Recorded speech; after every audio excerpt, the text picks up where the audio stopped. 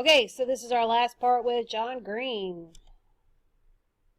Good morning, Hank. It's Thursday. We left off yesterday in our study of the French Revolution in early 1793 with King Louis XVI being separated from his head via guillotine and France's ensuing war with almost all of Europe. Meanwhile, and I don't want to overemphasize this, no one has done anything to fix the famine! So these poor laborers, known as the sans-culottes, because they wore pants instead of shorts or humorous outfits, they start rioting, and eventually these guys and the Jacobins get an idea to solve the famine, which is even worse than the idea of going to war with Austria. Government price controls for bread. This, of course, fails miserably, and eventually, having failed at stealing grain from the rest of Europe, the French government sends its army into the countryside to steal grain from itself. All this happened under the leadership of the Committee of Public Safety, motto, "We suck at protecting public safety," which was led by Maximilien Robespierre, a fascinatingly paranoid despot who would foreshadow fascinatingly paranoid despots like Kim Jong-il and Saddam Hussein and Joseph Stalin. Robespierre and the Committee of Public Safety hated anyone associated in any way with the church or the royalty, and between the summers of 1793 and 1794 they oversaw the guillotining of more than 16,000 people, including many nobility, many inadequately revolutionaries, clergy who refused to sign an oath to the government, and, of course, in October, Marie Antoinette. Marie Antoinette, the king's wife, who for the record never said let them eat cake, and who, like almost everyone murdered during the terror, posed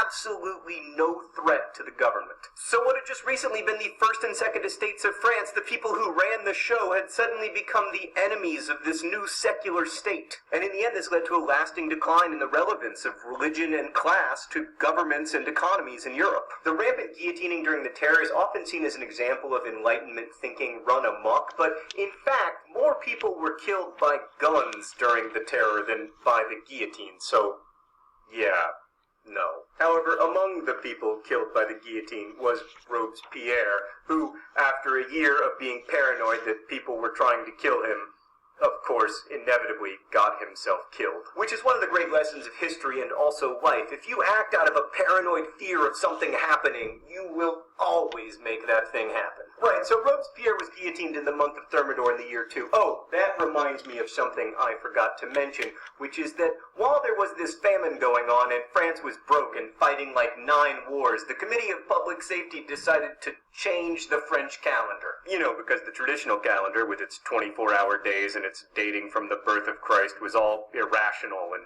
religion-y. They renamed all the months and decided that every day would only have 10 hours and every hour 100 minutes. That would be an example of Enlightenment thinking run amok. So after the committee collapsed, France passed a new constitution, and for the next 4 years, from 1795 to 1799, France was run by a group of directors who stole elections and bungled the economy, but didn't cut off 16,000 people's heads, so bonus points for them. But the French military was actually having a lot of success, largely because in 1793, France instituted the first military draft, which meant they had way more soldiers than anybody else. And really, the military was the only institution in which people had confidence, which is why, when General Napoleon Bonaparte seized power in 1799, people were initially pretty psyched. And so it was that after more than 100,000 lives lost, a decade of suffering, a continent-wide war, France went from one supreme ruler to another. The best quote ever about the French Revolution comes from the former Chinese president Zhou Enlai, who in the 1960s was asked what he thought the French Revolution's impact had been, and he answered,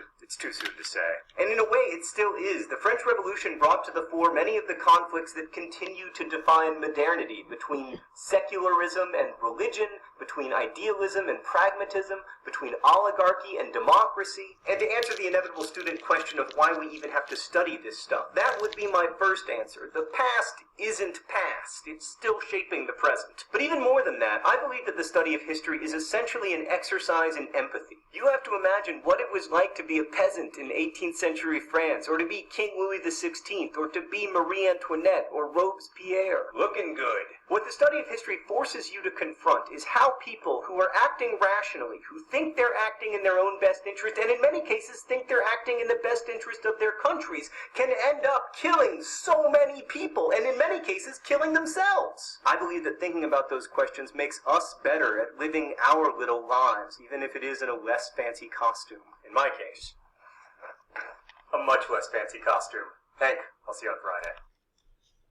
Okay, so the Reign of Terror, Phase 2, and the Phase 1 is the start of the revolution, the storming of the Bastille. So Phase 2, with the Reign of Terror, that is Mr. Maximilien Robespierre, and basically he's another dictator. And the idea was to protect the revolution from the enemies. People were put on trial. Like, you literally, I read one story of a woman who came to check on her husband who'd been arrested the day before. She gets there, she's arrested, she's put on trial, and both her husband and her die on the same day. Lots of torture, lots of death. The guillotine is often used, but like John Green said, there are more people who actually die from guns. 40,000 people is like the high number, but the point is that thousands of people were killed. This is the point where America stopped supporting the revolution. George Washington believed they had just gone too far at this point, and America stopped supporting the revolution. 85% of the people who were killed are from that third estate, the group that was supposed to benefit the most.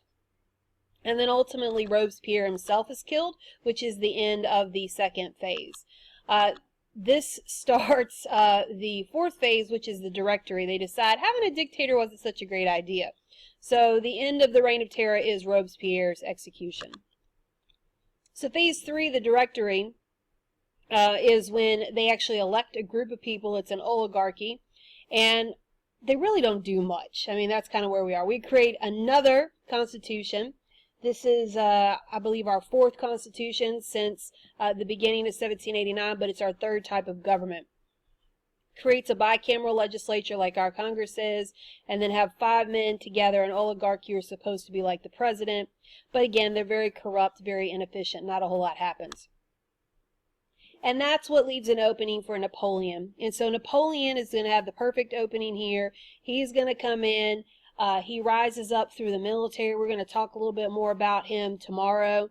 But ultimately, people are so tired of chaos. They have had war and chaos and the Reign of Terror, and people just want stability. So when Napoleon, who is a military kind of legend and has risen up through the military, comes in, he gets elected to basically be dictator, and he's elected with a large majority. And so there's definitely something about Napoleon that appeals to the people. So his success in the French military, he actually overthrows the Directory, and he is elected as leader of France and becomes dictator in 1804. So really, in 15 years, we go from a absolute monarchy back to a dictator. So very similar in the French Revolution to the English Civil War. The question really to think about here is, in the case of the French Revolution, who seems more right, Locke or Hobbes? Locke, who says democracy, that people can be trusted, or Hobbes, who says that we are naturally selfish and evil? I mean, in this case, who do you believe is actually more right? Under Napoleon, there are some good things that happen. He improves the tax system. He provides freedom of religion, which had ended under the Edict of Nantes, when it was the Edict of Nantes, which had provided freedom of religion, had been done away with under Louis. He provides public school, the Napoleonic Code, which is a huge improvement. It is the basis of French law today, and actually a lot of Western law. He regains France's power, fights war with Europe. He was winning. His ultimate downfall, which is several people's, is he tries to take Russia. He is exiled. He escapes, and then he is has one more final battle, and that's with against the English and some other united foes. They fight at the Battle of Waterloo, and he is defeated, and this time he's exiled. Instead of just off the coast of Italy, this time they exile him to the middle of the Pacific, and he does die there. So Napoleon, very significant. So again, thinking about it, where did France have more stability? When they tried democracy, Locke's ideas, or when they tried Hobbes? You know, in the case of the French Revolution, it definitely seems that France is much more stable under Hobbes, having an absolute monarchy. So look at these two pictures here. It's our last thing for today. If we look here at the storming of the Bastille, there on the left, that's what's happening for picture 1. And remember, this is the start of the revolution. Picture 2, you can see there the woman with her dress torn. She represents liberty. And she is, this is a famous painting by Eugene Delacroix, who is one of our Enlightenment artists. And he's kind of, they're going over the dead bodies here just because of the horrors of the French Revolution. But no matter what, these men won't stop fighting. You can see there kind of the importance of the fraternity, that brotherhood, but yet also the importance of freedom, something that they are willing to die for.